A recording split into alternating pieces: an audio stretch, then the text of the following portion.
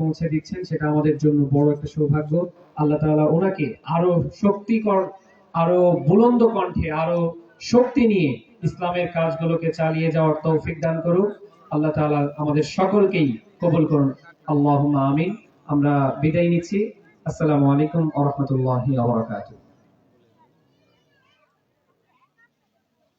তো প্রিয় দর্শক এবং প্রিয় শ্রোতা বন্ধুরা, অনুষ্ঠানের এই পর্যায়ে হুজরাপুর নূর জামে মসজিদের উদ্যোগে একদিন ব্যাপী তাফসীরুল কোরআন মাহফিলের এখন এই অধিবেশনে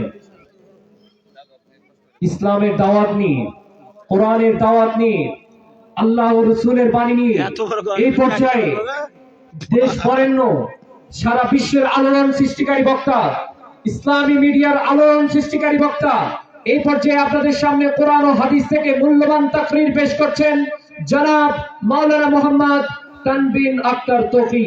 জনাব মাওলানা মোহাম্মদ তানবিন আক্তার তৌকি, ইমাম ও খতিব, জান্নাতুল মাকাম জামে মসজিদ, রাজশাহী। আমি হযরতকে ইন্তেজামিয়া কমিটির পক্ষ থেকে তার মূল্যবান তাকরীর পেশ করার জন্য সবিনয় অনুরোধ জানাচ্ছি। আসসালামু আলাইকুম ওয়া রাহমাতুল্লাহি ওয়া বারাকাতুহু। সালামের জবাবের যে শব্দ, আমি তো ঘরের মানুষ, কিন্তু আলোচক যিনি আছেন উনি আলোচনা করার আগেই হয়ে যাবে জব্দ। আমি সালাম দিচ্ছি বিপ্লবী কণ্ঠে, আবারও উত্তর সকলের কাছ থেকে চাই, কারণ আমরা হুজরাপুরের মুসলমান, আমরা বিপ্লবী মুসলমান। আমাদের রক্তে সব সময় সাহাবা ইকরামদের মতো উজ্জীবিত রক্ত প্রবাহিত হয়। কথা বলেন ঠিক কিনা? আমি আবারও সালাম দিচ্ছি, সকলের কাছ থেকে উত্তর চাই। আসসালামু আলাইকুম ওয়া রাহমাতুল্লাহ। আমার সুরের মোহনা শিল্পী গোষ্ঠী ইসমাইল ভাই সহ, সাকিব হাসান সহ যতগুলো সুনাম করেছে, বিষয়টা এরকম হয়ে গিয়েছে মায়ের কাছে নানির বাড়ির গল্প। কথা ঠিক কিনা? তানবিন কেমন, তানবিন কত বড়, তানবিন কয় হাত লম্বা, হুজুরাপুরের মানুষের চাইতে আর কেউ বেশি জানে না। কথা বলেন ঠিক কিনা? আমাকে ছোট থেকে বড় যারা করেছে সবাই এই জায়গায় আছে। আমার মা, আমার বাবা, এরপরে আরো যারা আছে, পাশে আছে রবু খালু, ছোট থাকতে নিয়ে যেত কবর জিয়ারত করার জন্য ওনার মা বাবার। ওই তখন থেকেই আমি মনে করি আমার একটা প্রতিভা আছে, যেই কোনো জায়গাতেই ছোট থাকতেই কেউ যদি বলেছে দোয়া করতে শুরু করেছি, কোনো ভয় কাজ করেনি। কিন্তু অনেক বড় বড় হুজুরকে দেখেছি যে হাত তুলে খুঁজে পায় না কি দোয়া করবে। কিন্তু এই যে আমার নিজ মহল্লা ইমাম সাহেব আছে, আমার ওয়াকিল হুজুর আছে, আব্দুল্লাহ হুজুর আছেন, এরপরে ইনি আব্দুল্লাহ হুজুর আছেন, সবাই আমার ওস্তাদ। অতএব এই জায়গায় আমার মৌলবিগিরি ঝাড়ার কোনো অবকাশ নাই। তবে আমি সকলের কাছে চিরকৃতজ্ঞ। অধিকাংশ জায়গায় দেখা যায় নিজের এলাকার মানুষ নিজ এলাকার আলেমদেরকে সম্মান করে না, এটাই বাস্তবতা। কথা বলেন ঠিক কিনা? তা আপনারা যে আমাকে এত ভালোবেসেছেন ছোট থেকে এখন পর্যন্ত, প্রথম আয়োজন, আমি জীবনেও আপনাদের কৃতজ্ঞতা ভুলব না। সব জায়গাতে আমাকে প্রথম সারিতেই রাখা হয়েছে, মুরব্বীরা রেখেছে। আমাদের হুজরাপুর নূর জামে মসজিদের প্রথম জুমার নামাজ আমি অধমকে দিয়ে উদ্বোধন করা হয়েছে। এর চাইতে বড় আর কৃতজ্ঞতা আমার কিছু হতে পারে না, যে আপনারা আমাকে কোন জায়গায় রেখেছেন। এবং এই মাহফিল যারা আয়োজন করেছে বারবার আমার সাথে যোগাযোগ করেছে যে তুমি যেই ডেটে বলবা সেই ডেটেই মাহফিল হবে। এর চাইতে বড় আর পাওয়া কিছু হতে পারে না। আপনাদের কাছে আমি অনেক কৃতজ্ঞ। অনেক ব্যক্তি রয়েছে আমার এই জীবনের সাথে জড়িত, অনেক নানি দাদি আছে যাদের ভালোবাসায় আমি এমন মুগ্ধ হয়েছি, যে মানুষগুলো এমন ভালোবাসা দিয়ে গিয়েছে যাদের কথা আমি ভুলতে পারি না। জন্মের পর থেকে জীবনেও দাদা দাদি নানাকে ছোট থাকতে দেখেছিলাম, চেহারা মনে নাই, তবে এই এলাকার দাদা নানা নানি দাদিরা যে ভালোবাসা দিয়েছে তাদের শূন্যতা আমাকে বুঝতে দেয় নাই। সম্মানিত উপস্থিতি, আমি অধম আপনাদের সামনে কোরআন এবং হাদিস থেকে আলোচনা করব। তবে পরিবেশটা একটু সুন্দর করা লাগবে। যারা মাযুর আছে তারা চেয়ারে বসে আছে সেটা ভিন্ন কথা, তো এইদিকে যুবকগুলো আপনাদের কি সমস্যা? পায়ে ব্যথা? এসে যারা যুবকেরা আমরা আছি ওই জায়গায় বসে না থেকে চেয়ারম্যান না হয়ে জনতার কাতারে আসেন। ভোটের সময় জনতার কাতারে আসলেই ভোট পাওয়া যাবে। কথা বলেন ঠিক কিনা? কারণ বাংলার জনগণ বুঝে গিয়েছে, যতই মেম্বারগিরি করো, যতই নেতাগিরি করো, আমরা সামনে আর কোনো নেতা নেত্রী মরলকে দেখতে চায় না। আমাদের কাঁধে কাঁধ মিলিয়ে যারা বাংলাদেশকে গড়বে, আমরা সামনে তাদেরকেই দেখতে চাই। কথা বলেন ঠিক কিনা? এখনো যুবক ভাইরা বসে আছে, পায়ে সমস্যা নাকি? মাইকে ঘোষণা করে দেবো একবারে, বিয়ে হবে না জীবনে। যে যুবক বয়সে মায়ের সমস্যা, মাদার সমস্যা, বিয়ে কে করছে তারপরে দেখছি। সবাই একটু পরিবেশ তৈরি করে ইনশাআল্লাহ। আল্লাহ রাব্বুল আলামিন আমাদের আয়োজনকে কবুল করুক, সকলে বলছি আমিন। নাহমাদুহু ওয়া নুসাল্লি আলা রাসূলিহিল কারীম। أما بعد فقد قال الله تبارك وتعالى في كلامه المجيد وفي فرقان الحميد. أعوذ بالله من الشيطان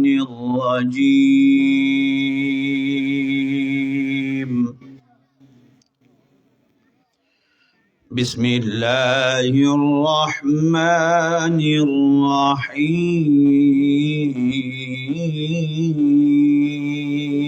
الرحيم. ولقد خلقنا الإنسان ونعلم ما توسوس به نفسه ونحن أقرب إليه من حبل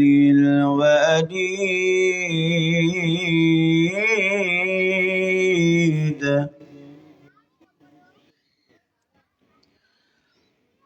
إذ يتلقى المتلقيان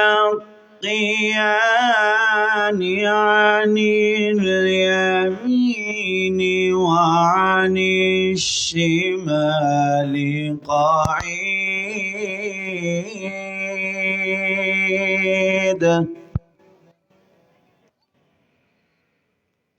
ما يلفظ من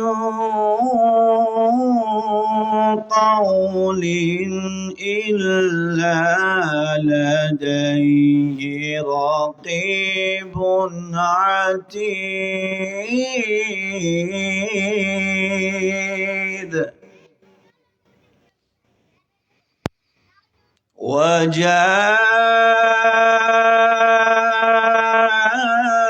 وجاءت سكرة الموت بالحق ذلك ما كنت منه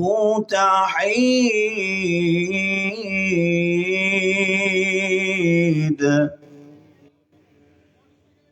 ونفخ في الصور ذلك يوم الوعيد. وقال تعالى كل نفس ذائقة الموت. وقال تعالى في شان حبيبه آمرا ومخبرا إن الله وملائكته يصلون على النبي يا أيها الذين آمنوا صلوا عليه وسلموا تسليما. আমরা সকলে নামাজের দুরুদ ইব্রাহিম পাঠ করি। اللهم صل على محمد وعلى آل محمد كما صليت على إبراهيم وعلى آل إبراهيم إنك حميد مجيد اللهم بارك على محمد وعلى آل محمد كما باركت على إبراهيم وعلى آل إبراهيم إنك حميد مجيد سبحان الله الحمد لله لا إله إلا الله سبحان الله الحمد لله لا إله إلا الله মুসলমান বিপ্লবী কণ্ঠে আওয়াজ দিয়ে বলতে হবে এই তাসবিহগুলো কার নামে? আওয়াজ শুনে মনে হচ্ছে আল্লাহর নামে নয়। তাসবিহগুলো কার নামে? আল্লাহর নামে তাসবিহ জপলে লাভ আছে না লস আছে? তো আল্লাহর নামে তাসবিহ যদি আমরা পাঠ করি, লস যেহেতু নাই, জোরে জোরে আল্লাহর নামে তাসবিহ পাঠ করলে লজ্জা লাগে বোধ হয়। লজ্জা লাগে আমাদের? আওয়াজ দিয়ে আল্লাহর নামে তাসবিহ পাঠ করলে আমল নামায় সওয়াব লিখে দিবেন একজন, তিনি কে? আমার সাথে বলা যাবে কি ইনশাআল্লাহ? সুবহানাল্লাহ আলহামদুলিল্লাহ লা ইলাহা ইল্লাল্লাহ সুবহানাল্লাহ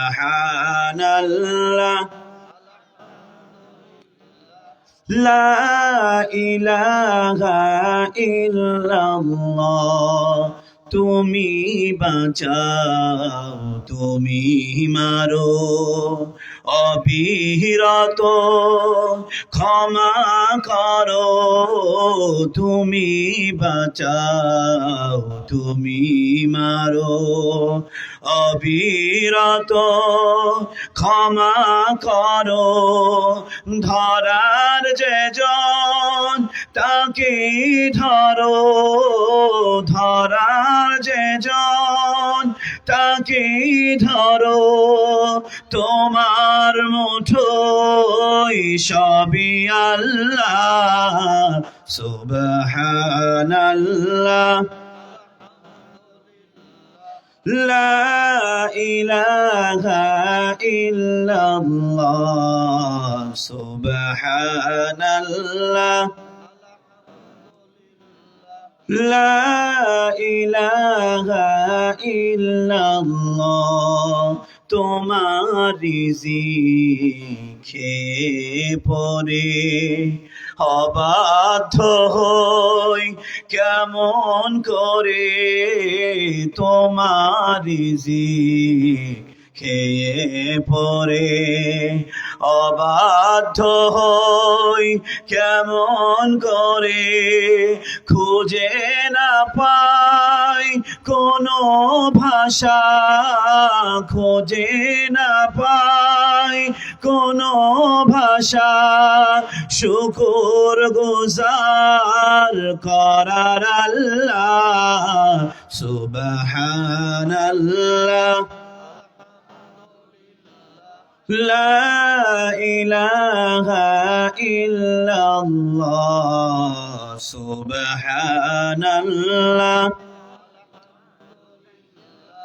লা ইলাহা ইল্লাল্লাহ তোমার দয়াই নদীর ধারা, সারা জাহান তোমার গড়া, তোমার দয়াই নদীর ধারা, সারা জাহান তোমার গড়া, তোমারই জন্য আমার জীবন, তোমারই জন্য আমার জীবন, কবুল করো গো আল্লাহ, সুবহানাল্লাহ,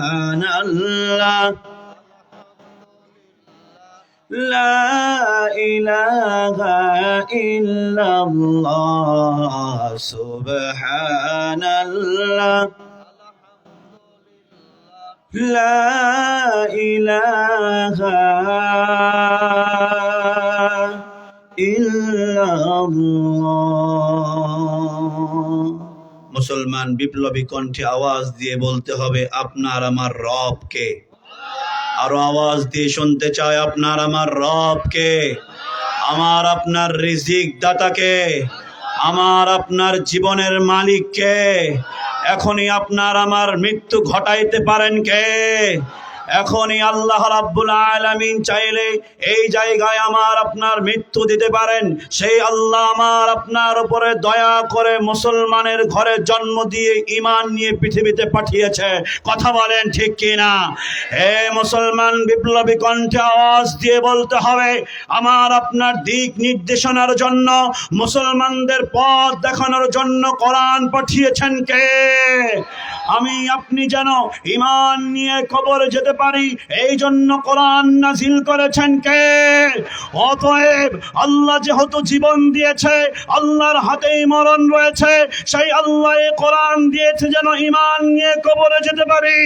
অতএব মুসলমান প্রতিজ্ঞাবদ্ধ হতে হবে, শরীর থেকে রক্ত ঝরতে পারে, শরীরে প্রহার হতে পারে, জীবন যেতে পারে, শরীরের শেষ রক্ত দিব, ঈমান দিব না। কারা কারা রাজি আছো? দুই হাত তুলে আল্লাহরে দেখায় দাও। আল্লাহ রাব্বুল আলামিন আমাদের সবাইকে কবুল করুক, সকলে বলি আমিন। হুজরাপুর নূর জামে মসজিদের উন্নতি কল্পে যুব সমাজের উদ্যোগে আয়োজিত আজকের এই ওয়াজ মাহফিলের সম্মানিত সভাপতি সিরাজুল সাহেব সহ আমার পাশে অনেকেই বসে আছেন। আমার সবাই গুরুজন, সবাই আমার পিতৃতুল্য এবং আমার পিতা সবাই আমার অভিভাবক। এখন নাম নিতে শুরু করলে সময় অনেক চলে গিয়েছে, সময় অনেকটাই নষ্ট হয়ে যাবে। আলোচনায় যদি আমি ঢুকি তাহলে কি আপনারা রাগ করবেন? নাকি চাচারা রাগ করবেন যে আমাদের নাম নিল না? আপনারা আমার রক্তে মাংসে সব জায়গায় ঢুকে আছেন। কথা বলেন ঠিক কিনা? আল্লাহ রাব্বুল আলামিন মোহাব্বত করে আজকে আমাদেরকে এই মাহফিলে আসার বসার সুযোগ, তৌফিক, পরিস্থিতি যে দান করলেন। হুজরাপুরে সর্বপ্রথম এমন আয়োজন আমরা পেয়ে খুশি না বেজার? আওয়াজ দিয়ে শুনতে চাই, খুশি না বেজার? যদি আসলে হয়ে থাকে খুশি, তাহলে আওয়াজ দিবেন আরো বেশি উঁচু করে কল্লা। সকলে পড়ছি আলহামদুলিল্লাহ। লক্ষ কোটি দরুদ সালাম বর্ষিত হোক নবীকুল শিরোমণি আকায়ে নামদার তাজদার মদিনা দুলাল আমিনা আহমদ মুজতবা মুহাম্মদ মুস্তাফা সাল্লাল্লাহু আলাইহি ওয়াসাল্লামের প্রতি সকলে সমস্যার একসাথে মুহাব্বতের সাথে পড়ছি সাল্লাল্লাহু আলাইহি ওয়াসাল্লাম। সম্মানিত উপস্থিতি, লম্বা কোনো কথা বলবো না, অতিরিক্ত অহেতুক কোনো কথা হবে না। ওলামায়ে কেরাম স্টেজে বসে আছেন, আবার আমার সামনে পিতৃতুল্য অনেকেই বসে আছেন। আপনারা প্রথমেই হয়তো বুঝতে পেরেছেন যে আয়াত তেলাওয়াত হয়েছে কুল্লু নাফসিন যায়িকাতুল মাউত, মানে আজকের আলোচ্য বিষয় মৃত্যু। বুঝতে পেরেছেন তো ইনশাআল্লাহ? এই মৃত্যু এমন এক বিষয়, এই মৃত্যু এমন এক সত্য, যারা আল্লাহ মানে না, যারা নাস্তিক, তারাও বিশ্বাস করে মৃত্যু বরণ করাই লাগবে। কথা বলেন ঠিক কিনা? যারা কোরআন মানে না, যারা হাদিস মানে না, অথবা যারা অন্য ধর্ম পালন করে, তারাও বিশ্বাস করে মৃত্যু বরণ করাই লাগবে। কথা বলেন ঠিক কিনা? এই পৃথিবী বড় স্বার্থপর। আমি আপনি অবশ্যই ইন্তেকাল করব, মৃত্যুবরণ করব।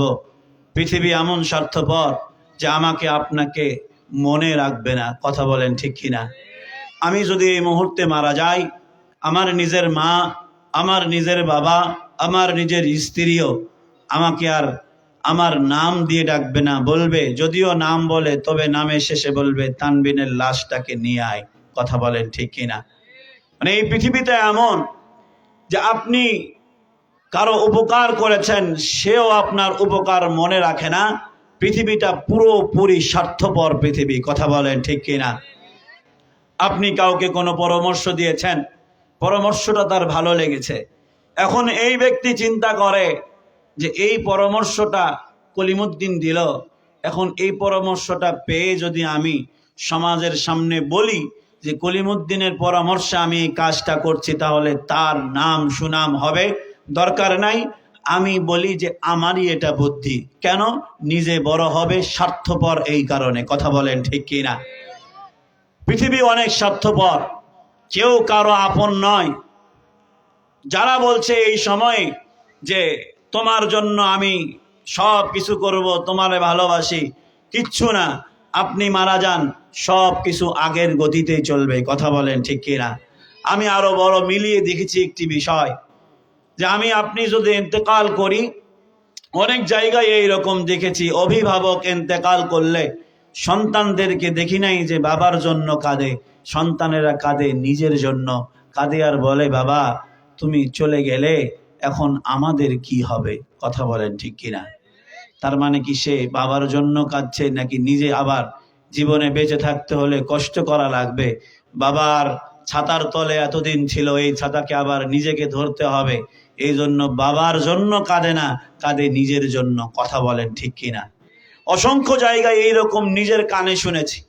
বাবা তার জন্য যথেষ্ট কিছু করেছে, লেখাপড়া করিয়েছে, বাবাকে মাটি দিতে যাচ্ছে, সেই সময় কাঁদছে আর বলছে, বাবা আমাদের জন্য কিছুই করে রেখে গেল না। আচ্ছা বলেন তো দেখি, এই সন্তানের যে চোখের পানি বাবার জন্য নাকি নিজের জন্য? আওয়াজ দিয়ে বলেন। এইরকম কি আমরা আমাদের জীবনে, এখানে আমার সবাই মুরব্বীরা আছেন, আমরা কি দেখেছি এরকম যে বাবা ইন্তেকাল করেছে অথবা মা ইন্তেকাল করেছে, ইন্তেকালের পরে সন্তান কাঁদছে যে আমার বাবা নামাজ পড়তো না, আমার বাবা দান দক্ষিণা করতো না, আমার বাবা কোরআন তেলাওয়াত করতে জানতো না, এখন আমার বাবার কবরে কি হবে, এই আফসোসে আমি কাঁদছি। এমন কি আমরা কেউ দেখেছি? এটাই হচ্ছে দুনিয়া।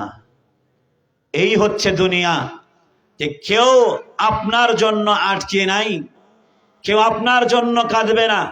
আপনি যেই সন্তানের কথা চিন্তা করে সম্পদকে গচ্ছিত রাখছেন, আপনি ইন্তেকালের পরে ওই সন্তান ওই গচ্ছিত সম্পদ থেকে নামে হয়তো 40 অথবা 4 দিনা করবে। কেন?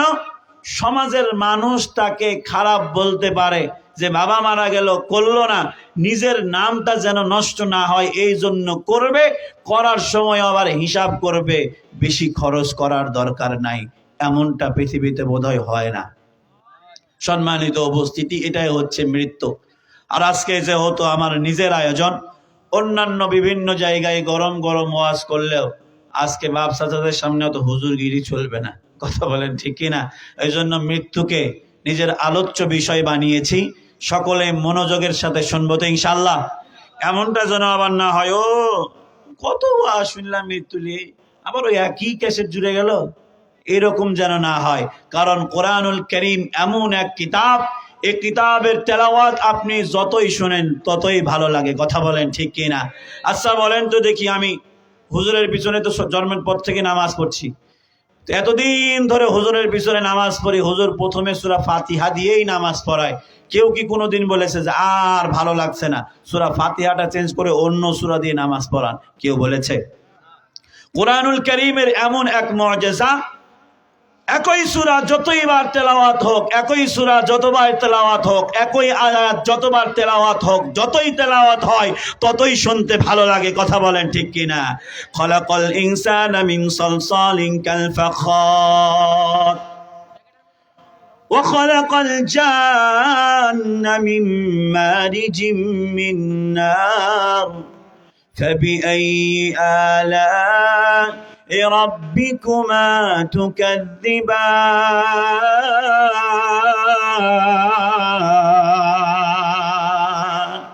বলুন আল্লাহু আকবার। আমার হুজুরাপুরের মানুষ তো প্রথম ওয়াজ মাহফিল হয়তো আমরা আয়োজন করেছি, তো কোরআন তেলাওয়াত হলে আল্লাহর নামে তাকবীর দেওয়া লাগবে, পারবো তো ইনশাআল্লাহ? হ্যাঁ, কোরআন তেলাওয়াতের মুআজিজা এরকম, কোরআন তেলাওয়াত হলে নামে আল্লাহর নামে তাকবীর দেওয়া লাগবে, পারবো তো ইনশাআল্লাহ? এই ফাবিআইয়ি আলাই রাব্বিকুমা তুকাযযিবান সূরা রহমানে এতবার আছে, কেউ কি কোনোদিন আমরা বলেছি? এতবার বলার দরকার নাই, আয়াত সব শেষ করে শেষ বেলা একবার খালি ফাবিআইয়ি আলাই রাব্বিকুমা তুকাযযিবান বলে দেবা, তাহলেই তো হয়ে গেল। এরকম কি কেউ বলেছি আমরা? ফাবিআইয়ি আলাই রাব্বিকুমা তুকাযযিবান, ফাবিআইয়ি আলাই রাব্বিকুমা তুকাযযিবান, ফাবিআইয়ি আলাই রাব্বিকুমা তুকাযযিবান।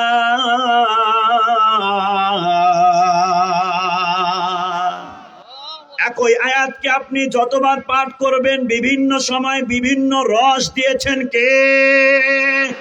অতএব কোরআনুল কারীমের একই বিষয় নিয়ে যতই হুজুর আলোচনা করুক, প্রত্যেকটা একই আলোচনায় যদি হয়, তবুও ওই প্রত্যেকটা একই আলোচনায় ভিন্ন স্বাদ ঢেলে দেন যিনি, তিনি কে? আজকে মৃত্যু নিয়ে আলোচনা হবে। মৃত্যুর 8টা বৈশিষ্ট্য রয়েছে। কয়টা? তো আওয়াজ দিয়ে শুনতে চাই, কয়টা? আরো জোরে, জোর হলো না? কালকে মুখস্থ থাকবে তো ইনশাআল্লাহ। আল্লাহ রাব্বুল আলামিন যে মৃত্যুটা দিয়েছেন আমাদের, এই মৃত্যুর 8টা বৈশিষ্ট্য রয়েছে। 1 নাম্বার, সকল প্রাণীকে মৃত্যুর স্বাদ আস্বাদন করাই লাগবে। কথা বলেন ঠিক কিনা? সেই পিপিলিকা হোক, সেই মাছ হোক, যেই প্রাণী হোক না কেন, সকলকেই মৃত্যুর স্বাদ আস্বাদন করাই লাগবে। ঘোষণা করেছেন কে? আল্লাহ রাব্বুল আলামিন একই আয়াত কুরআনুল কারীমের 3 সূরায় 3 জায়গায় নাজিল করেছেন। আল্লাহ রাব্বুল আলামিন সূরা আল ইমরানের 185 নম্বর আয়াতের মধ্যে বলেছেন, আবার একই আয়াত সূরা আম্বিয়ার 35 নম্বর আয়াতের মধ্যে বলেছেন, আবার একই আয়াত সূরা আনকাবুতের 57 নম্বর আয়াতের মধ্যে ঘোষণা করেছেন। আল্লাহ বলেন, কুল্লু নাফসিন যায়িকাতুল মাউত।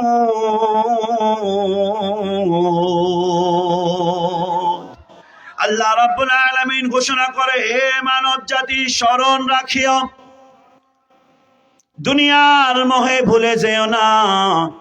মনে কইরো না তুমি চেয়ার পেয়েছো, 41 সাল পর্যন্ত তোমারে ধরার কেউ নাই। মনে কইরো না তোমার পৃথিবীতে বাধা দেওয়ার মতো কেউ নাই। তুমি যত বড় হয়ে যাও না কেন, আল্লাহ বলে এতটুকু তুমি স্মরণ রাখিও, মৃত্যুর স্বাদ তোমাকে আস্বাদন করাই লাগবে। কথা বলেন ঠিক কিনা? এত নবী রাসূল পয়গম্বর আলাইহিস সালাতু ওয়াস সালাম এসেছেন, সব নবী ইন্তেকাল করেছে না করে নাই? হযরত মূসা আলাইহিস সালাতু ওয়াস সালামের ইন্তেকালের ঘটনা বুখারী শরীফের 1339 নম্বর হাদিসের মধ্যে পাওয়া যায়। মূসা আলাইহিস সালাতু ওয়াস সালাম খুব রাগী একজন মানুষ ছিলেন। কেমন রাগী? হযরত মূসা আলাইহিস সালাতু ওয়াস সালামের রাগ কেমন ছিল? ফিরাউনের একজন দাস মূসা আলাইহিস সালাতু ওয়াস সালামের সাথে খারাপ ভাবে কথা বলেছে। মূসা আলাইহিস সালাতু ওয়াস সালাম এক থাপ্পড় মেরেছে, সঙ্গে সঙ্গে সেই জায়গায় ইন্তেকাল করেছে। এমন শক্তি যিনি তার শরীরে দিয়েছিলেন, তিনি কে?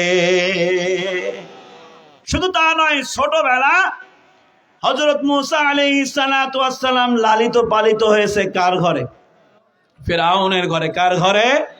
দুশমনের ঘরে আল্লাহ লালিত পালিত করে। এটাই আমাদেরকে বুঝিয়ে দিয়েছেন, সব কিছু করতে পারেন একজন, তিনি কে? অতএব আমার আপনার পিছনে যতই শত্রু লাগুক, আমার আপনার পিছনে যতই হিংসুক লাগুক, যতই পৃথিবীর মানুষ চাপ আপনাকে টেনে নিচে নামাবে, গোটা পৃথিবীর মানুষ যদি চায় আপনার নিচে টেনে নামাতে পারবে না। আল্লাহ যদি চাই, পৃথিবীর সর্বোচ্চ স্থান সম্মান আল্লাহ আপনারে দান করতে পারে। কথা বলেন ঠিক কিনা? আমরা বাংলাদেশে যুবকেরা সব চাইতে যারা বেশি ভালোবাসি, আমাদের হৃদয়ের স্পন্দন আল্লামা দেলোয়ার হোসেন সাইদি সাহেবকে। কথা বলেন ঠিক কিনা? আচ্ছা বলেন তো দেখি, দেলোয়ার হোসেন সাইদি সাহেব কি আমাদের পাড়া মহল্লায় এসে চা খাইয়ে গিয়েছে? একদিন এসেছিল বোধহয়, হরিমোহনে এসেছিল একবার, আমি ছোট থাকতে। এরপরে বারোগড়িয়াতে এসেছিল, একদিন হুজুরাপুরে এসেছিল। চা খাইয়ে গিয়ে আমাদেরকে বলেছে, আমারে একটু ভালোবাসিস। খাওয়াইনি? আয়ুব মামা, আপনি তো ওই দলের লোক, আপনাকেও খাওয়াইনি? তাহলে এই মানুষটাকে আমরা ভালোবাসি কেন? কোন উত্তর আছে? কোন উত্তর আছে? দেখতে কি সুন্দর? খুব একটা দেখতে সুন্দর না, একটা দাঁত ফোগলা আবার। তবু আমরা ভালোবাসি কেন? কারণ ওনার মহাব্বত, ভালোবাসা আমাদের কলবে ঢেলে দিয়েছেন কে? একটা গোষ্ঠী, একটা দল চেয়েছিল তারে আমাদের মাঝ থেকে নিশ্চিহ্ন করে দেবে, কিন্তু আল্লাহ তারে আমাদের মাঝ থেকে নিশ্চিহ্ন করে নাই। পৃথিবীর, গোটা পৃথিবীর ইতিহাসে এমন একজন মানুষ আমাদের দেশে আল্লাহ পাঠিয়েছিলেন যারা প্রত্যেকটা মানুষ ভালোবাসে। কথা বলেন ঠিক কিনা? এটাই হচ্ছে আল্লাহ রাব্বুল আলামিনের পাওয়ার। আল্লাহ বলে যে তোরে গোটা পৃথিবীর মানুষ চাক পিছে নিচে নামাই দিতে, আমি আল্লাহ যদি চাই তোরে সম্মান দিব, কেউ তোরে ঠেকাতে পারবে না। কথা বলেন ঠিক কিনা? মুসা আলাইহিস সালাতু ওয়াস সালামকে আল্লাহ রাব্বুল আলামিন ফিরআউনের ঘরেই লালন পালন করিয়েছে। বলুন না সুবহানাল্লাহ। মুসা আলাইহিস সালাতু ওয়াস সালাম ছোটবেলা ফেরাউন ছোট বাচ্চা হিসেবে খুব ভালোবাসতেছে, আদর করতেছে, গালে বারবার চুমু খায়। মুসা আলাইহিস সালাতু ওয়াস সালামের বিরক্ত লেগেছে। বিরক্ত লাগার পরে ফেরাউনের গালে এমন জোরে থাপ্পড় মেরেছে, মুহাদ্দিসিনগণ বলেন ফেরাউন এক চোখে অন্ধ দেখতে লেগেছে। কেউ কেউ লিখেছে যে যেই কানে মেরেছে কানে কম শুনতে আরম্ভ করেছে। বলুন না সুবহানাল্লাহ। এই হচ্ছে মুসা আলাইহিস সালাতু ওয়াস সালামের শক্তি জন্মের পর থেকে দিয়েছেন যিনি, তিনি কে? মুসা আলাইহিস সালাতু ওয়াস সালামের জান কবজ করার জন্য আজরাইল এসেছে। বানানো কোনো ঘটনা বলতেছি না, এতটুকু বিশ্বাস রাখবেন, আপনাদের সন্তান তানবিন যা বলে কিতাব থেকে বলে। হাদিস নাম্বার বললাম বুখারী 1339 নাম্বার হাদিস। হযরত মুসা আলাইহিস সালাতু ওয়াস সালামের জান কবজ করার জন্য এসেছে আজরাইল। কোন কথা না বলে মুসা আলাইহিস সালাতু ওয়াস সালামের পাশে সামনে দাঁড়ায়া নবীরে ডাক দিয়ে বলে, আপনার জান কবজ করার জন্য এসেছি। মুসা আলাইহিস সালাতু ওয়াস সালামকে এই কথা বলা মাত্রই সঙ্গে সঙ্গে আজরাইলকেও এক থাপ্পড় লাগিয়ে দিয়েছে। বলবেন না সুবহানাল্লাহ। আমি বারবার বলছি, মনে করেন না যে নিজ থেকে বানিয়ে বলছি। কারো মোবাইলে যদি অ্যাপস থাকে, বুখারী শরীফ খুলে দেখেন, এই ঘটনা এইভাবেই উল্লেখ আছে। থাপ্পড় মারা মাত্রই শুধু তা নয়, বুখারীর কিতাবের মধ্যে লেখা হয় এক থাপ্পড় কারে মেরেছে? আওয়াজ দিয়ে বলেন কারে মেরেছে? আজরাইল এমন ভাবে থাপ্পড় মেরেছে যে আজরাইলের চক্ষু সঙ্গে সঙ্গে বের হয়ে গিয়েছে। বলুন না সুবহানাল্লাহ। সঙ্গে সঙ্গে আজরাইল চলে গিয়েছে আল্লাহর কাছে, আল্লাহ জীবনের সমস্ত মানুষের জান কবজের দায়িত্ব আমারে দিয়েছ, কিন্তু আজকে এমন একজন ব্যক্তির কাছে পাঠিয়েছ, কেন জানি মনে হয় এই ব্যক্তি আমার জান কবজ করে ফেলবে। বলুন না সুবহানাল্লাহ। আল্লাহ রাব্বুল আলামিন আজরাইলকে ডাক দিয়ে বলে, আজরাইল, মুসা নবীর কাছে তুমি গিয়েছো, প্রথম বাক্য কি বলেছো? বলে আগেও যেরকম ছিলাম সেই রকম ভাবে বলেছি, আপনার জান কবজ করার জন্য এসেছে। বলে না না না, উনি আমার এমন একজন পয়গম্বর যার কোনো নিয়ম কানুন লাগে না, যে আমার সাথেও কোনো নিয়ম ছাড়াই কথা বলে। বলুন না সুবহানাল্লাহ। কেমন নিয়ম ছাড়া কথা বলে? আল্লাহ রাব্বুল আলামিন জিজ্ঞেস করলেন, ওমা তিলকা বিয়ামিনিকা ইয়া মুসা, হে মুসা তোমার হাতে কি? মুসা নবীর হাতে ছিল লাঠি। কি ছিল? এখন যদি আপনারা জিজ্ঞেস করেন তানবিন তোমার হাতে কি, আমার উত্তরটা কি হবে? আওয়াজ দিয়ে বলেন।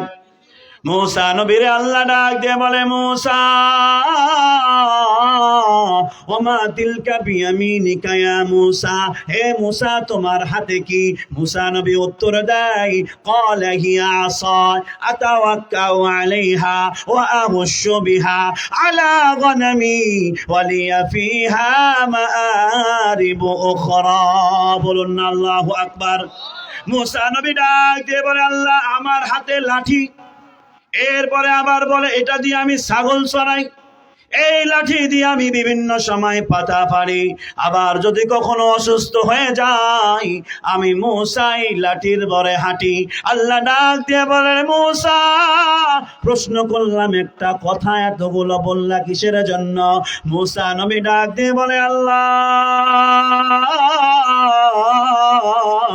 আপনার সাথে আমি কথা বলার অজুহাত খুঁজি, আপনি যদি আমার একটা বলেন আমি 5টা বলি, এই জন্য আপনার সাথে আমার কথা বলতে ভালো লাগে। বলুন না সুবহানাল্লাহ।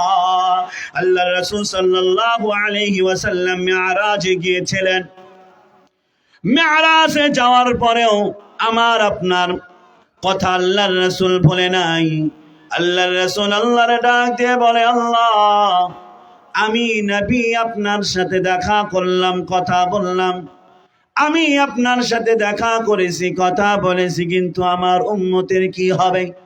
তারা তো আপনারে দেখতে পাবে না, তারা তো আপনার সাথে কথা বলার সুযোগ পাবে না। আল্লাহ রাব্বুল আলামিন পয়গম্বর জানাই দেয়, নবী আপনার উম্মতেরা যদি নামাজ আদায় করে, as-salatu mi'rajul mu'minin। আল্লাহ রাব্বুল আলামিনের পয়গম্বর মিরাজ থেকে আসার পরে আমাদেরকে জানায় দেয়, হে আমার উম্মতেরা, আমি আল্লাহর সাথে যেমন কথা বলেছি, তোমরাও যখন নামাজে দাঁড়ায় যাবে তোমাদের নামাজটাই হচ্ছে আল্লাহর সাথে মিরাজ। তোমরা যতক্ষণ নামাজে দাঁড়িয়ে থাকবে সরাসরি কথা বলবে আল্লাহর সাথে। বলুন না সুবহানাল্লাহ। আপনারা কি বিরক্ত হচ্ছেন? আমার দিকে তাকিয়ে থাকেন, একটু কালো হলেও তো আলোচনা কোরআন থেকেই তো করছি, বাইরে থেকে তো করছি না। খারাপ লাগছে নাকি? শেষ করে দেব। মূসা আলাইহিস সালাতু ওয়াস সালামের কথা বলছিলাম। মূসা নবী আল্লাহর সাথে কথা বলার অজুহাত খুঁজে আল্লাহর পয়গম্বর আমার আপনার জন্য আল্লাহ রাব্বুল আলামিনের সাথে কথা বলার মাধ্যম কি বানিয়েছে? আওয়াজ দিয়ে বলেন, কি বানিয়েছে? নামাজ কি বানিয়েছে? আমাদের মধ্যে অনেকেই আছে যারা আমরা নামাজ পড়ি না। কথা বলেন ঠিক কিনা? আরো দুঃখ আর পরিতাপের বিষয়, নামাজের মধ্যে দাঁড়িয়ে যদি ইমাম সাহেব বড় কেরাত ধরে তবুও কিছু মানুষের অ্যালার্জি শুরু হয়ে যায়। এমন কপাল পোড়া মুসলমান আছে না নাই? আবার বিশেষ করে কিছু মুরব্বী টাইপের সভাপতি থাকে, আমাদের এলাকার কথা বলছি না, বিভিন্ন জায়গার কথা বলছি। ইমাম সাহেব ইমামতি করতে গেলে অনেক কিছু হিতাহিত জ্ঞান থাকা লাগে। মুরব্বীরাও তো নামাজ পড়ে, একটু খেয়াল করে নামাজ পড়া। আল্লাহ রাসূল সাল্লাল্লাহু আলাইহি ওয়াসাল্লাম ঘোষণা করে রেখেছে, মাযুরদের জন্য ছাড় আল্লাহর রাসূল দিয়ে রেখেছেন। কথা বলেন ঠিক কিনা? আপনার যদি সমস্যা হয়, লম্বা দোয়া ধরার কারণে যদি আপনার সমস্যা হয়, ইমাম সাহেবের লম্বা কেরাতে যদি আপনার সমস্যা হয়, আপনার জন্য মসজিদ নাই, আপনি মাযুর, আপনি বাড়িতে নামাজ পড়বেন। কথা বলেন ঠিক কিনা? নামাজে কথা হয় কার সাথে? আওয়াজ দিয়ে বলেন, কার সাথে? এখানেও আমাদের অ্যালার্জি, মানে আমাদের আল্লাহর সাথেও কথা বলতে ভালো লাগে না। যুবকদের আবার বান্ধবীর সাথে কথা বলতে ভালো লাগে। কথা বলেন ঠিক কিনা? দুঃখ আর পরিতাপের বিষয়। রাগ করলে করুক, না করলে না করুক, আয়োজন করুক অথবা না করুক, সামনেবার যারা আয়োজন করেছে এদের মাঝে দেখা যাবে যে যুবকদের 100 ভাগের 90 ভাগই নামাজ পড়ে না। কথা বলেন, আওয়াজ দিয়ে বলেন। কিন্তু এই যুবকগুলোর মোবাইল চেক করে দেখবেন প্রত্যেকটারই একটা করে বান্ধবী আছে। কথা বলেন, আছে না নাই? জান নাই বলছি যে আমার তো না, আমার একটু দোয়া করে দিয়েন যেন এটা পেয়ে যায়। বান্ধবীর সাথে আমরা কথা বলতে পারি ঘন্টা কা ঘন্টা। মসজিদের সামনে 2 বন্ধু কথা বলতেছে, আমি দেখেছি এরকম। নামাজে যাওয়ার সময় বললাম চলো নামাজে যাই, বলে না একটু কাজ আছে। নামাজ থেকে বের হয়ে দেখি ওই গল্পই করছে। কি এমন কাজ আছে? মানে আমাদের আল্লাহর সাথে কথা বলতে ভালো লাগে না। এই মুসলমান মার খাবে না তো কোন মুসলমান মার খাবে? কথা বলেন ঠিক কিনা? মুসা আলাইহিস সালাতু ওয়াস সালামের কথা বলছিলাম। আল্লাহ ডাক দিয়ে বলে, আজরাইল রে আজরাইল, তুমি যাওয়ার পরে কি বলেছ? বলে, আল্লাহ যাওয়ার পরে বলেছি আপনার জান কবজ করার জন্য এসেছি। আল্লাহ রাব্বুল আলামিন ডাক দিয়ে বলে, আজরাইল, তুমি কি যাওয়ার পরে মুসা নবীর সালাম দিয়েছিলে? বলে না। আল্লাহ রাব্বুল আলামিন বলে, যদি সালাম দিতে তাহলে তোমার কপালে থাপ্পড় জুটতো না। বলুন না সুবহানাল্লাহ। আল্লাহ রাব্বুল আলামিন ঘোষণা করে সূরা মুমিনের মধ্যে, ফাইদা দাখালতুম বুয়ুতান ফাসাল্লিমু আলা আনফুসিকুম তাহিয়াতাম মিন ইনদিল্লাহি মুবারাকাতান তাইয়্যিবা। বলুন না আল্লাহু আকবার। আল্লাহ রাব্বুল আলামিন বলে, মুমিন বান্দারা যখন তাদের গৃহে প্রবেশ করবে, ফাইদা দাখালতুম বুয়ুতান ফাসাল্লিমু, আল্লাহ বলে মুসলমান যখন ঘরে প্রবেশ করবে সালাম দিয়ে প্রবেশ করবে। ঘোষণা করেছেন কে? সালামের অর্থ কি? আসসালামু আলাইকুম ওয়া রাহমাতুল্লাহ, মানে কি? তোমার উপরে শান্তি, রহমত, বরকত অবতীর্ণ হোক। এটাই তো কথা বলেন। দুঃখ আর পরিতাপের বিষয়, রাগ কইরেন না, যে বাবা সন্তানের জন্য সারা জীবন কষ্ট করে যে এই সন্তান বড় হয়ে একটু আরামে থাকবে, এই জন্যই তো কথা বলেন। আমাদের বাপগুলো যে কষ্ট করে, স্যান্ডেল ক্ষয় হয়ে গেছে, জ্যাকেট নাই, ঠান্ডাতে কুড়ি মুড়ি হয়ে কাজ করে, কাকে আরামে রাখার জন্য? সন্তানকে না? তো এই সন্তানকে আবার ওই বাবাই সালাম দিতে লজ্জা পায়। কথা বলেন ঠিক না বেঠিক? ওই সন্তানের জন্যই কষ্ট করছে, কিন্তু এই কথাটা যে আল্লাহর কাছে বলবে আসসালামু আলাইকুম, তোমার উপরে শান্তি বর্ষণ হোক, এই কথাটা বলতে বাবা লজ্জা পায়। এমন কাপুরুষ বাবা হুজরাপুরে একটাও নাই। আওয়াজ দিয়ে বলেন।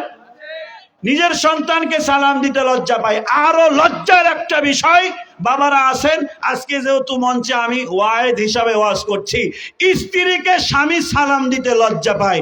এমন স্বামী মনে হয় নাই। স্ত্রীর সামনে লজ্জা আছে? স্ত্রীর সামনে কি কোনো লজ্জা আছে স্বামীর?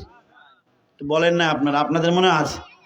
অনেকে মনে লজ্জা করেন মনে হয় স্ত্রীর সামনে। খোলাখুলি বললাম না, আপনারা আমার বাবাই হন।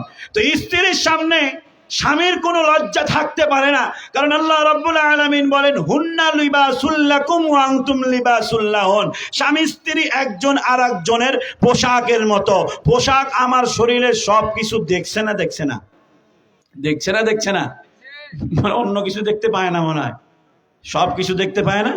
তার মানে আল্লাহ বলে যে স্বামী স্ত্রী পোশাকের মতো। দুঃখ লাগে, অনেক পুরুষ আছে স্ত্রীর সালাম দিতে লজ্জা পায়।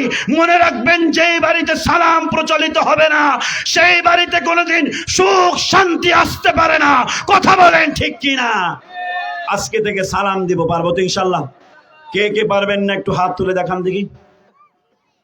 মাশাআল্লাহ, সবাই সালাম দিব, পারবো তো ইনশাআল্লাহ? আল্লাহ রাব্বুল আলামিন মুসা নবীর ডাক দিয়ে বলে, আজরাইল, আল্লাহ ডাক দিয়ে বলে, সালাম দিয়ে মুসা রে বলবা আল্লাহ পাঠিয়েছে। মুসা আলাইহিস সালাতু ওয়াস সালামের কাছে আজরাইল এসে বলে, নবী, আপনাকে আল্লাহ আমারে সালাম দেওয়ার জন্য বলেছে। সালাম দেওয়ার পরে বলে, নবী গো, আল্লাহ আপনারে বলেছে আপনি একটা উটের উপরে অথবা একটা গাভীর উপরে আপনার হাতটা রাখবেন। এই হাতের নিচে যত পশম পড়বে, প্রত্যেকটা পশমের বিনিময়ে আল্লাহ আপনার 1 বছর করে হায়াত দান করবে। মুসা নবী আজরাইলকে ডাক দিয়ে বলে, আজরাইল, এই পশমগুলো যতগুলো আছে একটা করে আল্লাহ হায়াত দান, 1 বছর করে আল্লাহ হায়াত দিবে। এই হায়াত শেষ হওয়ার পরে কি হবে? আজরাইল বলে, নবী গো, এর পরেও আপনার মৃত্যু সাদাস্যদন করা লাগবে। মুসা নবী ডাক দিয়ে বলে, আর দরকার নাই, দরকার নাই, যেহেতু মৃত্যুবরণ করাই লাগবে, আজরাইল যাও, আমার জান কবজ করে তুমি নিয়ে যাও। বলুন না সুবহানাল্লাহ। 1 নাম্বার, মৃত্যুর বৈশিষ্ট্য কয়টা বলেছিলাম?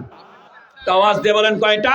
1 নাম্বার, প্রত্যেকটা প্রাণীকে মৃত্যুর স্বাদ আস্বাদন করা লাগবে, এরপরে মৃত্যু থেকে কেউ পালাতে পারবে না। 2 নাম্বার বৈশিষ্ট্য, মৃত্যু থেকে কেউ পালাতে পারবে? আওয়াজ দিয়ে বলেন। আল্লাহ রাব্বুল আলামিন সূরা নিসার 78 নম্বর আয়াতের মধ্যে বলেন, আইনামা তাকুনু ইউদরিকুমুল মাউতু ওয়ালাউ কুনতুম ফি বুরুজিম মুশাইয়াদা। বলুন আল্লাহু আকবার। আল্লাহ রাব্বুল আলামিন বলে, তোমরা যেখানেই থাকো একদিন মৃত্যু তোমার কাছেই যাবে। আল্লাহ রাব্বুল আলামিন সূরা জুমার 8 নম্বর আয়াতের মধ্যে বলেন, কুল ইন্নাল মাউতাল্লাযী তাফিরুনা মিনহু ফাইন্নাহু মুলাকীকুম সুম্মা তুরাদ্দুনা ইলা আলিমিল গায়ব।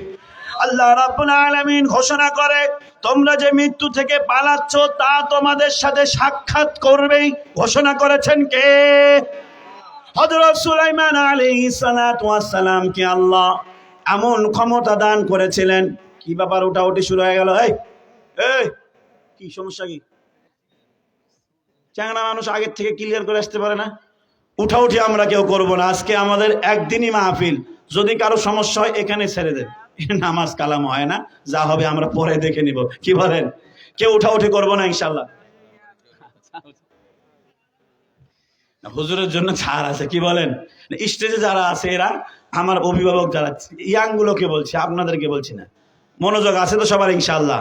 আল্লাহ রাব্বুল আলামিনের পয়গম্বর সুলাইমান আলাইহিস সালাতু ওয়াস সালামকে আল্লাহ এমন রাজত্ব দিয়েছিলেন যে উনি মাছ বলেন, পশু পাখি বলেন, জিন বলেন, সবার সাথে কথা বলতে পারতো। বলুন না সুবহানাল্লাহ।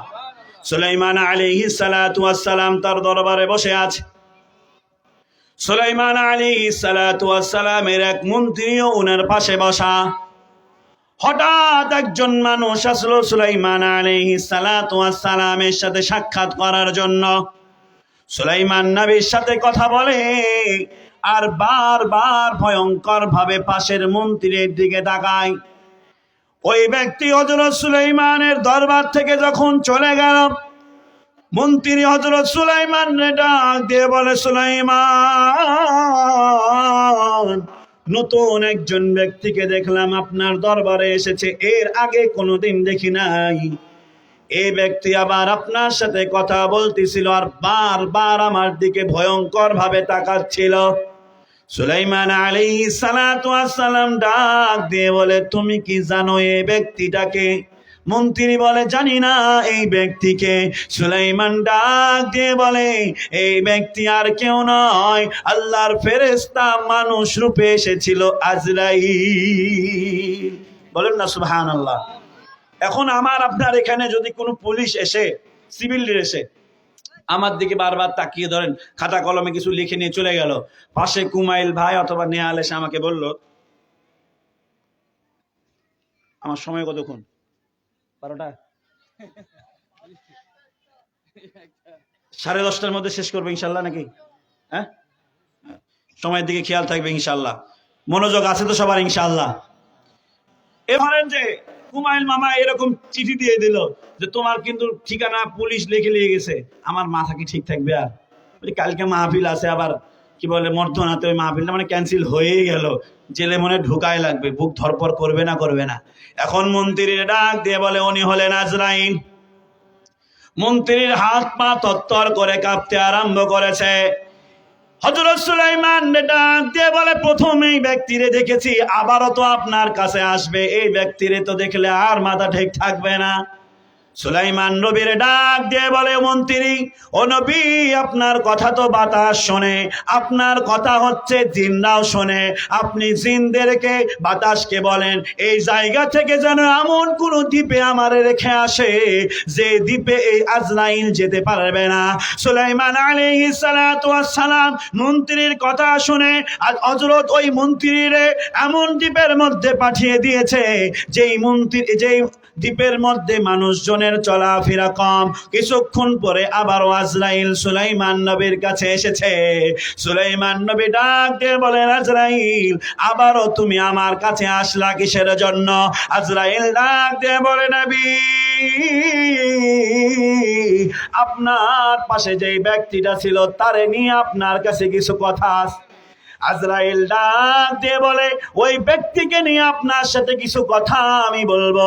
সুলাইমান নবী ডাক দিয়ে বলে, তার আগে তুমি আমার কাছে শোনো।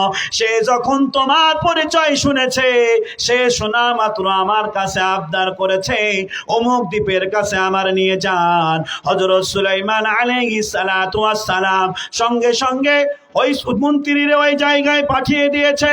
আজরাইল ডাক দিয়ে বলে, নবী এই জন্যই তো আপনার কাছে এসেছি। ওই ব্যক্তির মৃত্যু লেখা ছিল ওই দ্বীপের মধ্যে। আমি বারবার চিন্তা করতেছিলাম ওই দ্বীপের মধ্যে কখন যাব, এই ব্যক্তির জান কবজ করা লাগবে ওই দ্বীপের কাছে, কিন্তু এই ব্যক্তি আপনার কাছে বসা, আমার মাথায় কোনো কাজ করতেছিল না। আমি আল্লাহর অর্ডার অনুযায়ী ওই দ্বীপের কাছে যখন গিয়েছি, গিয়ে দেখি আপনার মন্ত্রী এই জায়গায় উপস্থিত রয়েছে। বলুন না সুবহানাল্লাহ। নারে তাকবীর, নারে তাকবীর। প্রধান বক্তার আগমন, প্রধান বক্তার আগমন। হুজরাপুরবাসীর পক্ষ থেকে, হুজরাপুরবাসীর পক্ষ থেকে প্রধান বক্তা চলে এসেছেন। আলোচনা শেষ করে দেব, চলবে? আপনারা উনাকে যেমন চিনেন আমাকেও তেমন চিনেন। একটি বিষয় আপনারা হয়তো জানেন না, আমি 2008 সালে হাফেজ হয়েছি। এই হাফেজের পাগড়ি পেয়েছি উনার কাছ থেকে। বলুন না সুবহানাল্লাহ। যে মানুষের কাছ থেকে পাগড়ি পেয়েছি, আজকে উনার সাথে উনার মঞ্চে আলোচনা করার সুযোগ পেয়েছি আপনাদের কারণে। বলেন দেখি আপনাদের ঋণ কিভাবে ভুলবো? আল্লাহ রাব্বুল আলামিন হযরতের হায়াতের মধ্যে বারাকা দান করুক। সকলে বলছি আমিন। সম্মানিত উপস্থিতি, বলতেছিলাম মৃত্যুর কয়টা বৈশিষ্ট্য? আওয়াজ দিয়ে বলেন কয়টা? 2 নাম্বার বললাম। এরপরে 3 নাম্বার, মৃত্যুর ভয়ঙ্কর থাবা থেকে কেউ বাঁচতে পারবে না। কথা বলেন ঠিক কিনা? মৃত্যুর ভয়ঙ্কর থাবা থেকে কেউ বাঁচতে পারবে? আল্লাহ রাব্বুল আলামিন কুরআনুল কারীমের মধ্যে বারবার ঘোষণা করেছে মৃত্যুর স্বাদ আস্বাদন করা লাগবে। এই মৃত্যুর স্বাদ থেকে কেউ, এই মৃত্যুর ভয়ঙ্কর থাবা থেকে কেউ বাঁচতে পারে নাই। আমার আপনার পয়গম্বর মুহাম্মদুর রাসূলুল্লাহ সাল্লাল্লাহু আলাইহি ওয়াসাল্লাম ইন্তেকাল করেছে না করে নাই? আওয়াজ দিয়ে বলেন, করেছে না করে নাই? আওয়াজ হচ্ছে না। জেগে আছেন না ঘুমিয়ে গেছেন? আওয়াজ দিয়ে বলেন, জেগে আছি না ঘুমিয়ে গেছি? আল্লাহর রাসূল সাল্লাল্লাহু আলাইহি ওয়াসাল্লাম অসুস্থ হয়ে পড়লেন।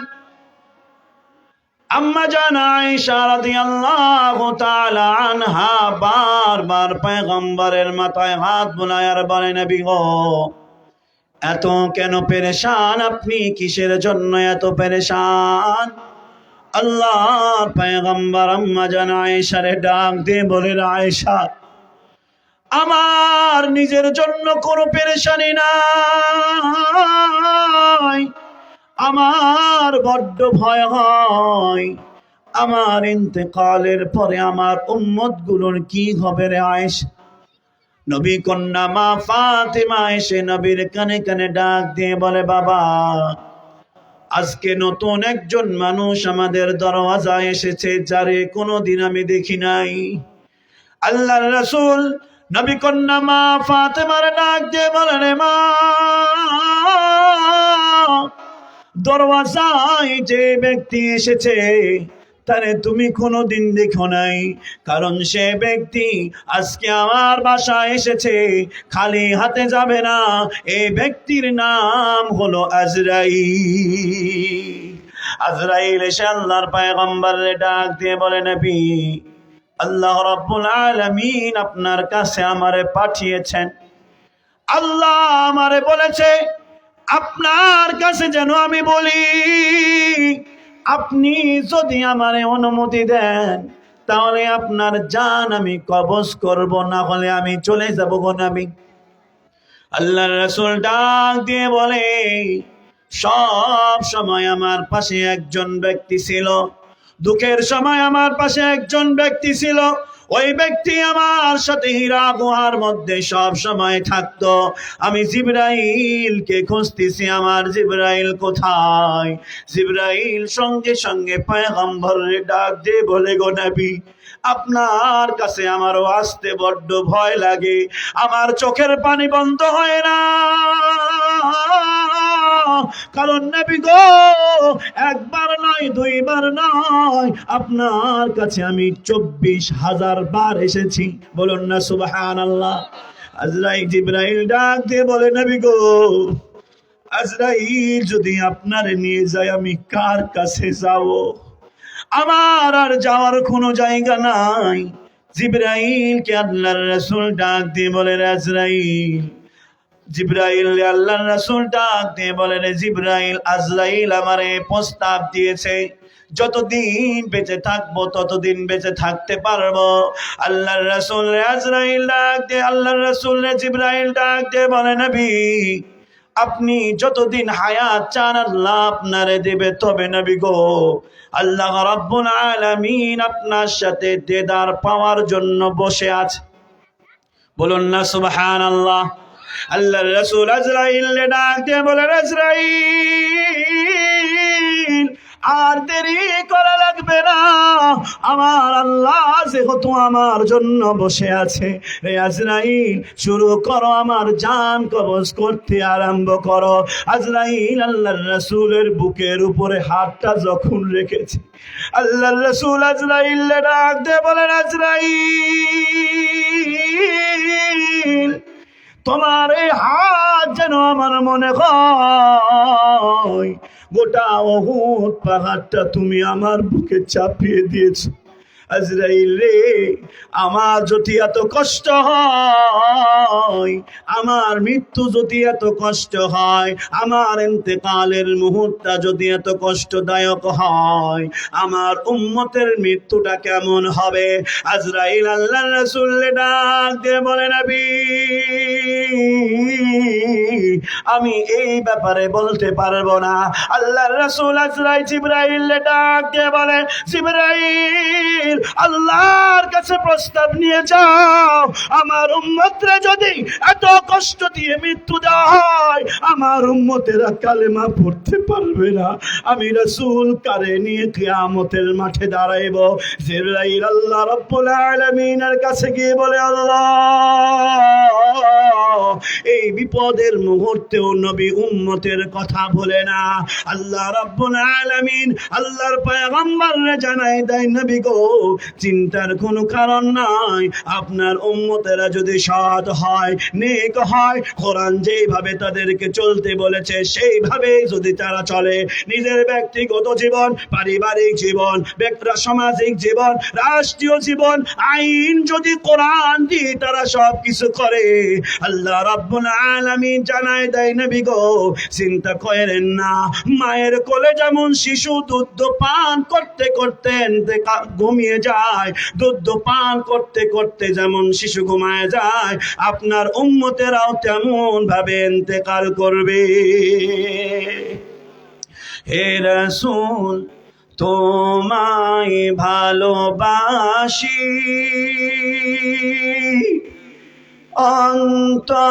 অন্তরে শুধুই, মুখে নয়, জান্নাতের আশায় নয়, হে রাসূল, জাহান্নাম কেউ ডরে নয়। হে আমার যুবক ভাইরা, মৃত্যুর সময় যে পয়গম্বর আপনারে আমারে ভুলে নাই, এই পয়গম্বরের আদর্শকে আমরা ভুলে গিয়েছি। কথা বলেন ঠিক কিনা? আওয়াজ দিয়ে বলেন কথা ঠিক কিনা? দুঃখ আর পরিতাপের বিষয়, আমাদের বৈশিষ্ট্য এখন এমন হয়ে গিয়েছে, আমরা রাসূলের আদর্শের উম্মত, এই কথা আমরা বলতে চাই না। কথা বলেন ঠিক কিনা? আওয়াজ দিয়ে বলেন ঠিক কিনা? আরো বেশি কষ্ট লাগে ওই সমস্ত যুবকগুলোর জন্য যারা প্রকাশ্যে ঘোষণা দাও, আমি উমুকের আদর্শ পালন করি, আমি মুজিবের আদর্শ পালন করি, আমি জিয়ার আদর্শ পালন করি, আমি এরশাদের আদর্শ পালন করি। মনে রাখবা, এই ব্যক্তিগুলো তোমাকে এই আদর্শ দিয়ে কিয়ামতের মাঠে মুক্তি দিবে না। কথা বলেন ঠিক কিনা? রাগ করলেন নাকি? আওয়াজ দিয়ে বলেন, রাগ করলেন? এই ব্যক্তিগুলো আমাকে আপনাকে মুক্তি দিবে? আওয়াজ দিয়ে বলেন। মুক্তি পেতে পারি একমাত্র কার আদর্শে? আওয়াজ দিয়ে বলেন, কার আদর্শে? এই যুবকগুলোর যে আমার কি হলো জানি না, এই যুবকগুলো স্পষ্ট ভাবে বলে, আমি উমুকের আদর্শে চলি, আমি উমুকের আদর্শে চলি। মনে রাখবা, এই ব্যক্তিগুলো কিয়ামতের মাঠে পরিচয় দিবে না সে তোমার নেতা ছিল। কথা বলেন ঠিক কিনা? আমরা এমন একজন ব্যক্তির আদর্শকে পালন করব, এমন একজন ব্যক্তির আদর্শকে নিজের আদর্শ মানব, যার আদর্শ পালন করলে দুনিয়াতেও আল্লাহ সম্মান দেবে, আখিরাতেও সম্মান দেবে। কথা বলেন ঠিক কিনা? এ যুবক ভাইয়েরা আমার, প্রতিজ্ঞাবদ্ধ হতে হবে, এই রাসূলের আদর্শকেই নিজের আদর্শ বানাবো, কোন ব্যক্তির আদর্শকে নিজের আদর্শ বানাবো না। কারা কারা রাজি আছো? তুই হাত তুলে আল্লাহরে দেখায় দাও। তাকবীর দেওয়ারও মানুষ নাই হুজুরাপুরে। মানে আমাদের ইমানটা এমন ড্যামেজ হয়ে গেছে যে এই যে ওয়াজ করলাম বলবে যে তানভীর মানে আসলে জামাত হয়েই গেছে। কথা বলেন। আমি জামাত ইসলামের পক্ষে কথা বলেছি? আওয়াজ দিয়ে বলেন। আমি ওই সমস্ত ব্যক্তি যুবক ভাইগুলোকে বলি যে আদর্শ আদর্শ কইলেন না, একমাত্র আদর্শ দিয়ে আপনাকে আমাকে পার হতে হবে, নবীর আদর্শ দিয়ে। কথা বলেন ঠিক কিনা? প্রধান মেহমান চলে এসেছেন, আমি সংক্ষেপে বলি। এরপরে 4 নাম্বার মৃত্যুর বৈশিষ্ট্য, যে মৃত্যু নির্দিষ্ট সময়ে হবে। কথা বলেন ঠিক কিনা? আল্লাহ রাব্বুল আলামিন সূরা আরাফের 34 নম্বর আয়াতের মধ্যে বলেন, ওয়ালিকুল্লি উম্মাতিন আজাল فإذا جاء أجلهم لا يستأخرون ساعة ولا يستقدمون। আল্লাহ রাব্বুল আলামিন ঘোষণা করে যে যেই সময়ে যার মৃত্যু হবে সেই সময়ে তার মৃত্যু হবে, 1 সেকেন্ড এদিক ওদিক হবে না। বলুন না সুবহানাল্লাহ। এরপরে 5 নাম্বার, মৃত্যুর নির্দিষ্ট একটি স্থান রয়েছে, যেই জায়গায় যার মৃত্যু লেখা আছে সেই জায়গাতেই তার মৃত্যু হবে। কথা বলেন ঠিক কিনা? এজন্য হযরত ওমর ফারুক রাদিয়াল্লাহু তাআলা আনহু দোয়া করতেন যে আল্লাহ আমার মৃত্যুটা তুমি শাহাদাতের মৃত্যু দিও, আর আমার মৃত্যুটা তুমি নবীর দেশে দিও। দোয়া করার কারণে ওমরের দোয়া কবুল করেছেন একজন, তিনি কে? সে আল্লাহ এখন আছে না নাই? আওয়াজ দিয়ে বলেন, আছে না নাই? আমরাও এমন দোয়া করতে পারবো তো ইনশাআল্লাহ, যে আমার মৃত্যু যেন শাহাদাতের মৃত্যু হয়? পারবো তো ইনশাআল্লাহ। এরপরে 6 নাম্বার, যে স্থানে মৃত্যু হবে সেই জায়গায় আল্লাহ কোনো না কোনো প্রয়োজন সৃষ্টি করে সেই জায়গায় নিয়েই যাবে। কথা বলেন ঠিক কিনা? যার ইংল্যান্ডে মৃত্যু আছে, চিকিৎসার জন্য বা অন্য কোনো অজুহাত দিয়ে নিয়েই যাবে সেই জায়গায়। আওয়াজ দিয়ে বলেন ঠিক কিনা? তিরমিজি শরীফের 2147 নাম্বার হাদিসের মধ্যে আছে যে যেই জায়গায় যার মৃত্যু হবে কোনো না কোনো প্রয়োজনে আল্লাহ রাব্বুল আলামিন নিয়ে চলে যাবে। 7 নাম্বার, মৃত্যু কার ইশারায় হয়? আওয়াজ দিয়ে বলেন, কার ইশারায়? অতএব যে আল্লাহর ইশারাতেই মৃত্যু হয়, মুমিন ইমানদার বান্দা আল্লাহকে ছাড়া কাউকে ভয় করতে পারে না। কথা বলেন ঠিক কিনা? যে আল্লাহকে ছাড়া কাউকে ভয় করবে না, সেই তো প্রকাশ্যে সত্য কথা হাদির মতো উচ্চ স্বরে বলবে। কথা বলেন ঠিক কিনা? দুঃখ আর পরিতাপের বিষয়, এই বাংলাদেশটাকে আমরা গোলামের বাংলাদেশ বানিয়েছি।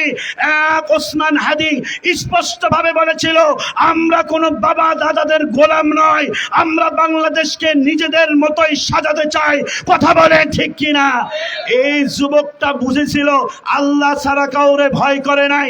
এই বাংলার জমিনে সত্য কথা বলার কারণে তাকে ইন্তেকাল, শাহাদাত বরণ করতে হয়েছে। কথা বলেন ঠিক কিনা? প্রত্যেকটা যুবক যদি আমরা এমন সত্য কথাগুলো বলতাম, কোন বাবা দাদার গোলাম যদি না হতাম, প্রকাশ্যে যদি ওসমান হাদির মতো প্রকাশ্যে সত্য কথাগুলো বলতাম, কোন স্বৈরাচার, কোন আধিপত্যবাদ আমাদের বাংলাদেশে ঠাঁই পেত না। আওয়াজ দিয়ে বলে ঠিক কিনা? এ যুবক ভাইরা আমার, যে আল্লাহ জান দিয়েছে সে আল্লাহ জান নেবে, কোন ব্যক্তির গোলামি করে নয়। দেশের জন্য যদি রক্ত দিতে হয়, জীবন দিতে হয়, এই কোরআনের আইনকে দেশে আমরা বাস্তবায়ন করার জন্য আবারও যদি রাজপথে নামতে হয়, কারা কারা জীবন দিতে রাজি আছো? তুই হাত তুলে আল্লাহরে দেখায় দাও।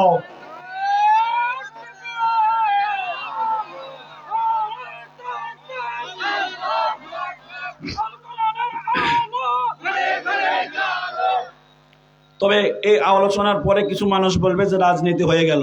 আমরা কোরআন দিয়ে বিচার ব্যবস্থা চাই। কথা বলেন ঠিক কিনা? আওয়াজ দিয়ে বলেন ঠিক কিনা? যারা চায় না তারা কেন চায় না জানেন? 1 মিনিট একটা গল্প বলবো, বিরক্ত হচ্ছেন? আমাদের হুজরাপুরে ধরেন একজন ব্যক্তি আছে, কানা, চোখে দেখে না, বয়স হয়ে গিয়েছে 30-40 বছর বয়স হয়ে গিয়েছে, বিয়াও হয়নি। কানার সাথে কি বিয়ে দিবে? এখন আমাদের কাজীপাড়ার ওই সাইডে জোড়ামোটে, জনি ভাই মনে রাগ করলো নাকি আবার? জোড়ামোটের কথা রাগ করেন না। ওই এলাকায় একটা এমন মেয়ে আছে, কালো, দেখতে কুৎসি, ঠোঁট মোটা, বাইটটা। এই মেয়েরও বিয়ে হয় না। এখন এই যুবকরে বলেছে যে তুই তো চোখে দেখিস না, একটা মেয়ে আছে, যদিও সাইজে ছোট, দেখতে অনেক সুন্দর। আসলে কি সুন্দর? আওয়াজ দিয়ে বলেন আসলে কি সুন্দর? দুইজনের বিয়ে হয়ে গেছে। বিয়ে হওয়ার 4-5 মাস পরে দুজনের সংসার খুব ভালোই চলতেছিল। একদিন হঠাৎ করে আমাদের জেলা পরিষদে মাইক ঢুকেছে, ফ্রি চক্ষু শিবির, ফ্রি চক্ষু শিবির, ফ্রি চক্ষু শিবির। চাঁপাইনবাবগঞ্জ সদর হাসপাতালে ফ্রি চক্ষু শিবির।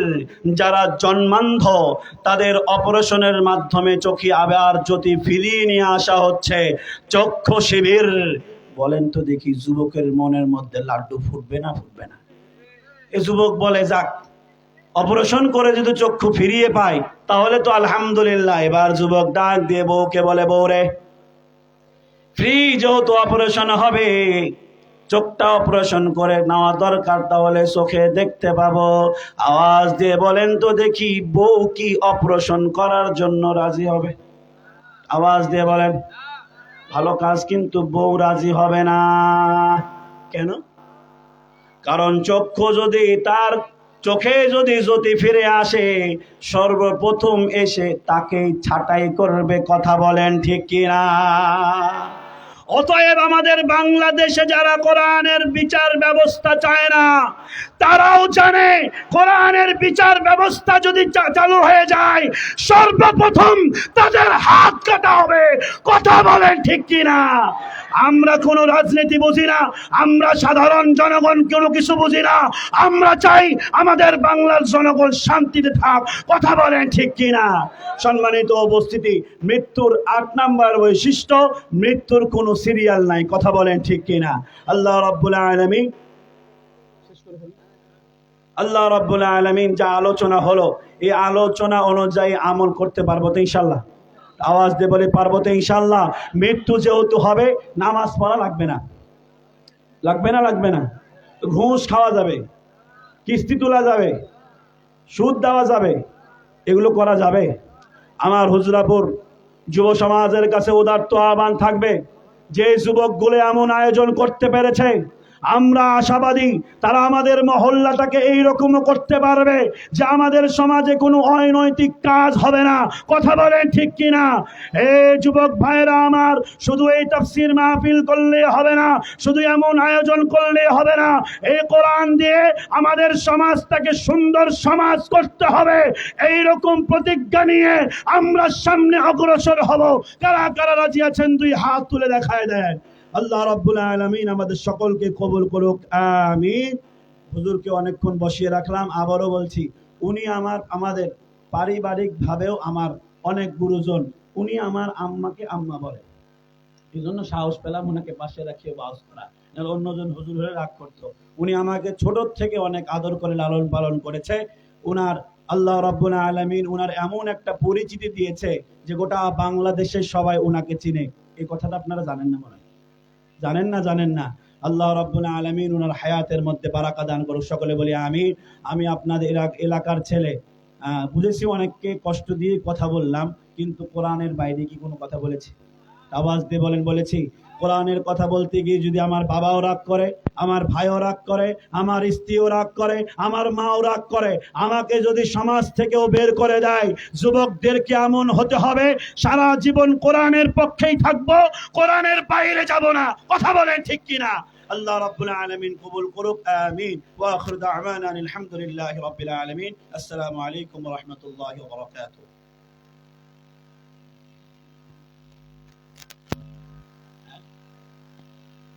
এখন আমাদের এলাকার ওই রত্ন, আমি তো নগণ্য ছোট্ট, সুন্দর চেহারাও যেরকম, পাগড়িও সেরকম, সাদাত বিন হাসান, হাফেজ সাদাত বিন হাসান, সুন্দর হাফেজ। আমার এলাকায় সর্বপ্রথম আমি হয়েছি, এরপরে আরেকজন আছে মনে হয় জোলাপাড়ার মধ্যে, নামটা মনে হয় তার নামও তানভীর মনে হয়, এরকম কি নাম আছে। এরপরে ইনি হচ্ছে। আমাদের সবার জন্য আপনারা দোয়া করবেন যাতে করে আমরা হুজরাপুরের নাম গোটা বাংলার জমিনে উজ্জ্বল করতে পারি। আল্লাহ রাব্বুল আলামিন আমার ছোট ভাইকেও যেন কবুল করে। উনি তেলাওয়াত নিয়ে আসছে। আসসালামু আলাইকুম ওয়া রাহমাতুল্লাহ।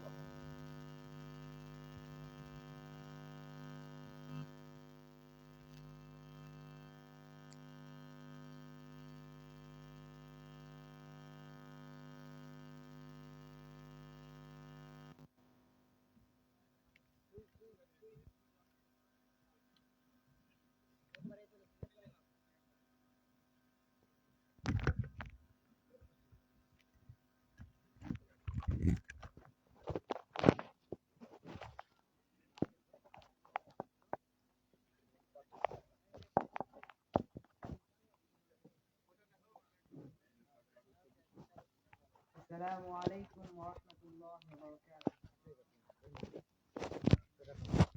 أعوذ بالله من الشيطان الرجيم.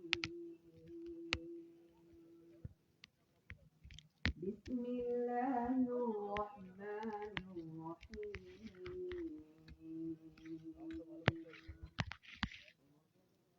الذين جعلوا القرآن عضين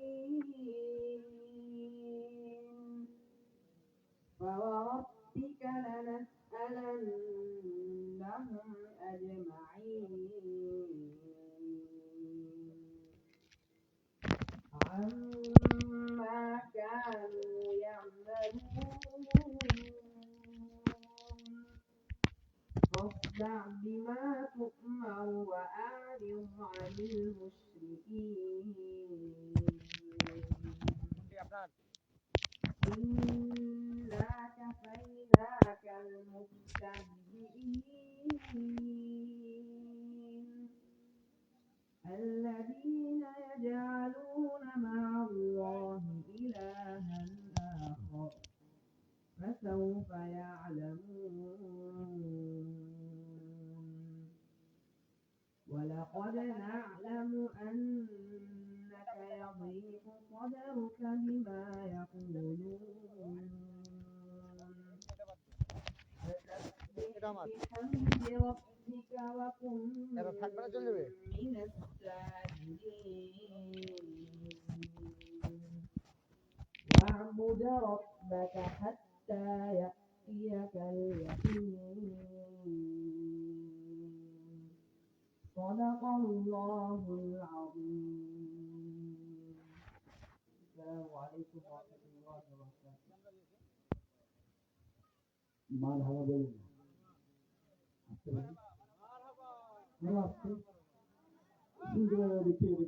আসতে বলেন। আপনার সন্তান তেলাওয়াত করলে আপনি খুশি হতেন না বোধ হয়? আমরা আওয়াজ দিয়ে আরেকবার বলি মারহাবা। আল্লাহ রাব্বুল আলামিন আমার ভাইকে যোগ্য একজন আলেম হিসেবে যেন কবুল করে, সকলে বলছি আমি। সম্মানিত এলাকাবাসী, আর কাল বিলম্ব নয়, যারা এদিকে ওদিকে ঘোরাফেরা করছেন, আমাদের মাঝে আজকে আমাদের মধ্যমণি, আজকের প্রধান আকর্ষণ, আজকের প্রধান বক্তা, সারা বাংলাদেশের আলোড়ন সৃষ্টিকারী একজন ওয়াইজ, যার কণ্ঠের মধ্যে আমরা শহীদ আল্লামা দিলওয়ার হোসেন সাইদি সাহেবের কণ্ঠ খুঁজে পাই। এখন আমাদের সামনে অতীব গুরুত্বপূর্ণ তাকরীর নিয়ে উপস্থিত হচ্ছেন আমাদের চাঁপাইনবাবগঞ্জের কৃতি সন্তান, আলোড়ন সৃষ্টিকারী একজন ওয়াইজ ও কারি হযরত মাওলানা कारी अब्दुल बासिर अल हादी साहिब, हजरत मौलाना कारी अब्दुल बशीर अल हादी हाफिजाहुल्लाह, আমি হযরতকে ওনার গুরুত্বপূর্ণ তাকরীর উপস্থাপন করার জন্য Hujrapur bright star and bright sun club, Hujrapur Noor Jame মসজিদের কমিটির পক্ষ থেকে সবিনয় অনুরোধ জানাচ্ছি।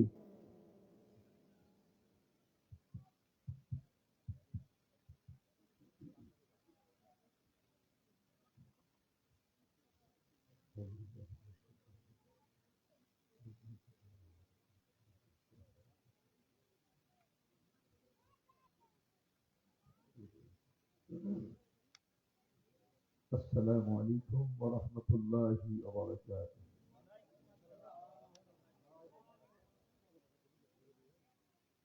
الحمد لله نحمده ونستعينه ونستغفره ونعوذ بالله من شرور أنفسنا ومن سيئات أعمالنا. من يهد الله فلا مضل له ومن يضلله فلا هادي له. ونشهد أن لا إله إلا الله وحده لا شريك له. ونشهد أن سيدنا وحبيبنا ومولانا محمدا عبده ورسوله الذي أرسله بالحق بشيرا ونذيرا وداعيا إلى الله بإذنه وسراجا منيرا. فقد قال الله تعالى في كلامه المجيد وفرقانه الحميد: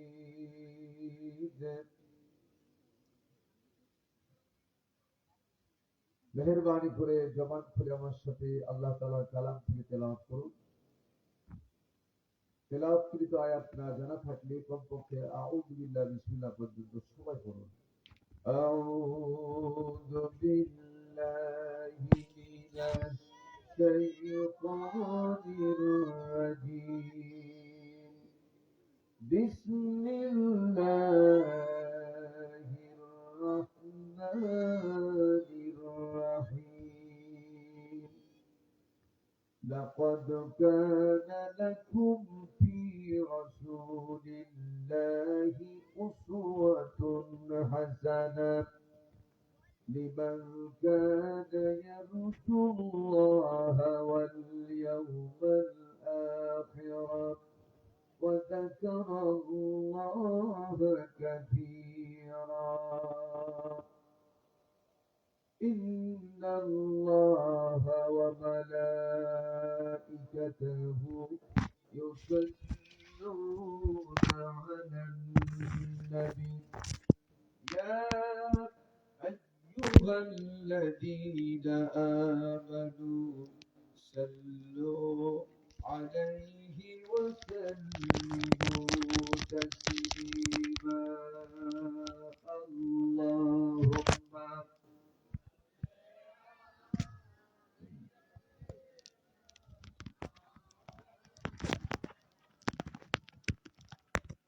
وعلى آل سيدنا مولانا محمد. প্রাণ খুলে মহব্বতে জোরে সোরে সবাই বলেন আল্লাহুম্মা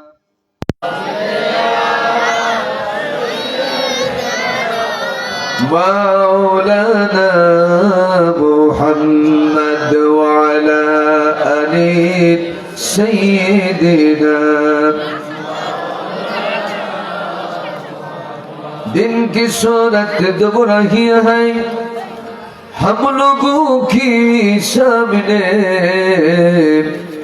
रोज महशर क्या जो अब है, रोज महशर क्या जो अब है मुस्तफा की सामने. अल्लाहुम्मा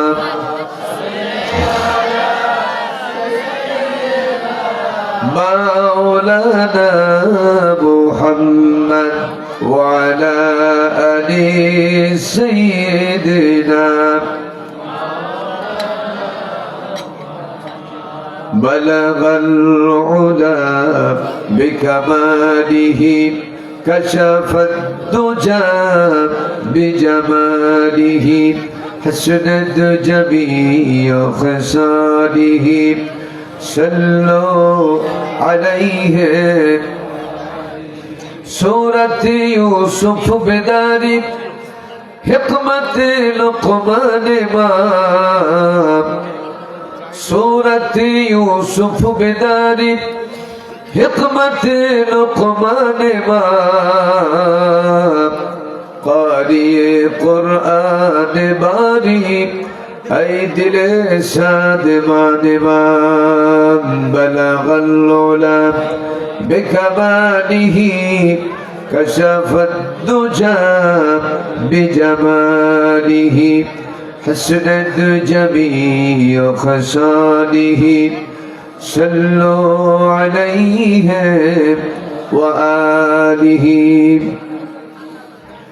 الحمد لله চাঁপাইনবাবগঞ্জ হুজরাপুর বাইতুন নূর জামে মসজিদ কমিটি কর্তৃক আয়োজিত প্রথম বার্ষিকী একদিন ব্যাপী বিরাট ইসলামী জলসার সম্মানিত সভাপতি আল্লাহ তাআলা যাকে মক্কাতুল মুকাররমা মদিনাতুল মুনাওয়ারা জিয়ারত নসিব করেছেন, গোটা পৃথিবীর যেখানেই যে রাষ্ট্রে আপনি একটা সেজদা দিবেন, একটা সেজদার পরিবর্তে একটা সেজদারই সওয়াব পাবেন। এক্সেপশনাল কেবলমাত্র মক্কা আল মুকাররমা, সেখানে কিছু জায়গা আছে হেরেম শরীফের অংশে যারা যেটুকু পড়ে, সেখানে একটা সেজদা দিলে একটা সেজদার পরিবর্তে 1,00,000 সেজদার সওয়াব আল্লাহ তাআলা আমল নামে দান করে দেন। মদিনা আল মুনাওয়ারা যেখানে একটা সেজদার পরিবর্তে 50,000 সেজদার সওয়াব আল্লাহ তাআলা আমল নামে দান করে দেন। সেই কাবার মেহমান জনাব আলহাজ সিরাজুল ইসলাম সাহেব, আল্লাহ তার হায়াতে তৈয়বা সিহাতে কুলিয়ে দান করুন। চিৎকার মেরে বলেন আমিন। আজকের মাহফিলে উপস্থিত বিদ্যুৎ অফিস সংলগ্ন মসজিদের সম্মানিত ইমাম হযরতুল আল্লাহ হযরত মাওলানা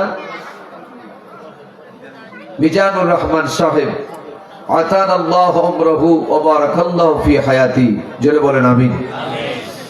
আজকের মাহফিলে উপস্থিত বিভিন্ন প্রতিষ্ঠান থেকে আগত সম্মানিত উলামায়ে কেরাম, সম্মানিত মুরব্বিয়ানে আযম, বড় ভাইরা, স্নেহের কচিকাচারা, পর্দার অন্তরালে অপেক্ষামান সম্মানিতা সতী সাধবী, সর্বগুণে গুণান্বিতা আমার মা এবং বোনেরা ও মেয়েরা, আবারও সালাম জানাচ্ছি, আসসালামু আলাইকুম ওয়া রাহমাতুল্লাহ। মহান মনিবের দরবারে শুকরিয়া আদায় করছি যে আল্লাহ তাআলা প্রচন্ড প্রকোপ ঠান্ডা উপেক্ষা করে, আরামের ঘুমকে বর্জন করে, আমি যে মুহূর্তে আমি ভাইজানের মুখে শুনেছি, ওমর ফারুক সাহেবের মুখে, যে নদীর পাড়ে, তখন আমি প্রথমত একটু ভয় পেয়ে গেলাম। কিন্তু নিউ মার্কেটে মসজিদের উপরে যে বাতাস ছিল, যে ঠান্ডা ছিল, ওখানে চাইতে 100 ভাগের 80 ভাগ ঠান্ডাকে আল্লাহ তাআলা এই জায়গায় কমিয়ে দিয়েছেন। আমি অ্যাস্টনিশড হয়ে গেছি, অবাক হয়ে গেছি কেনার সাথে সাথে যে আল্লাহ তাআলা কোরআনের মুজিজা, কোরআন কত অথেন্টিক কিতাব, সে কোরআন শোনার জন্য আমার মনে যেটা বলছিল আমি এটা প্রকাশ করব না এখন, অন্তত তার প্রতিফলন দেখেছি যে কোরআনের সম্মানার্থে যতটি মানুষ আমি মনে করছিলাম এর চাইতে আল্লাহ পাক অসংখ্য বেশি পরিমাণে মানুষ, আমি শুনেছি ওমর ফারুক ভাইয়ের মুখে যে আমাদের মা বোনেরা আরো অনেকগুলি বেশিগুলি এসেছেন। আলহামদুলিল্লাহ, এই কোলাহল মুক্ত পরিবেশে যে মনিব বিছান থেকে, ল্যাপের কম্বলের নিচ থেকে এই জান্নাতের বাগানে আসার এবং বসার সুযোগ করে দিলেন, সেই রবের দরবারে শুকরিয়া আদায় করা প্রয়োজন আছে না নাই? জবান খুলে মহব্বতে জোরে সোরে পড়ছি আলহামদুলিল্লাহ। আর একটু জোরে বলছি আলহামদুলিল্লাহ। বলছি রব্বানা লাকাল হামদ হামদান কাসীরান তাইয়িবান মুবারাকান ফি। লাখো কোটি দুরূদ ও সালাম বর্ষিত হোক সাইয়্যিদুল মুরসালিন আহমদে মুজতবা মুহাম্মদে মুস্তাফা। সকলে পড়ি সাল্লাল্লাহু আলাইহি সাল্লাম। আবারও বলি সাল্লাল্লাহু আলাইহি সাল্লাম। মাগরিবের পর থেকে বিভিন্ন আলেম ওলামার জবান থেকে অত্যন্ত গুরুত্বপূর্ণ তাৎপর্যপূর্ণ কথা শুনেছেন। বিশেষ করে আমার পূর্বে কথা বলেছে আমার স্নেহস্পদ ছোট ভাই তানভীর, হাফেজ তানভীর। আল্লাহ পাক কোরআনের নূর দিয়া তার সিনাকে আরো প্রশস্ত করে দিন। কোরআনের এই অকথ্য দলিল সংবলিত কথাগুলি গোটা বিশ্বময় ছড়িয়ে দেওয়ার জন্য যে যোগ্যতা আল্লাহ পাক